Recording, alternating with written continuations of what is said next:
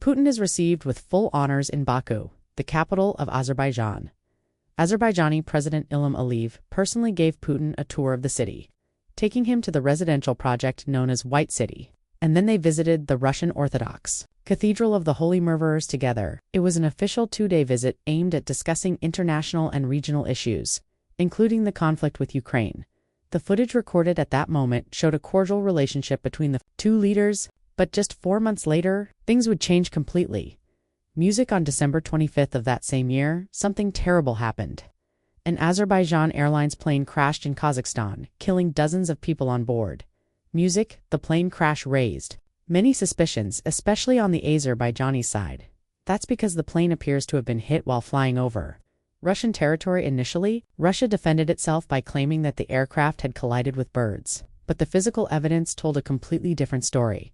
The fuselage was pierced by strange metallic objects, a pattern that is not consistent with a bird strike. As the Russians claimed, the damage in fact closely resembled that caused by a surface-to air missile used in air defense systems. Time passed and the suspicions that the plane had been shot down by a Russian missile grew every day.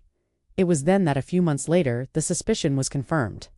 Leaked recordings clearly showed that the plane had been shot down by a Russian air defense system, with 338, range 75, 1,000 altitude, 490, speed 118. Music, and this was the trigger to start a crisis between the two countries. In recent weeks, the tension has exploded and an unprecedented diplomatic crisis has taken over the region. And then many people wondered, are we about to see a conflict between the two countries? But to answer that question, I need to show you what's really happening between Azerbaijan and Russia. And it all started a few years ago when things were very different. Imagine the situation. For decades, Azerbaijan was living a kind of nightmare. It had lost an important part of its territory, a region called Nagorno-Karabakh, to Armenia, a neighboring country. And do you want to know who was behind this helping Armenia?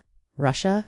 Putin provided weapons, political support, and basically ensured that Armenia kept control over this area rich in natural resources.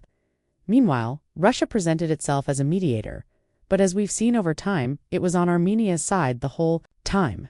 Then something extraordinary happened in 2020. Azerbaijan decided that it would no longer accept this situation. And here a new character enters our story. Turkey offered Azerbaijan something that Russia had never given, a real chance to recover its territory. And do you know how they did that? With combat drones? And here, we're not talking about simple drones. They were sophisticated war machines with special focus on the Bira TB2 model, which later became famous for helping Ukraine against Russia.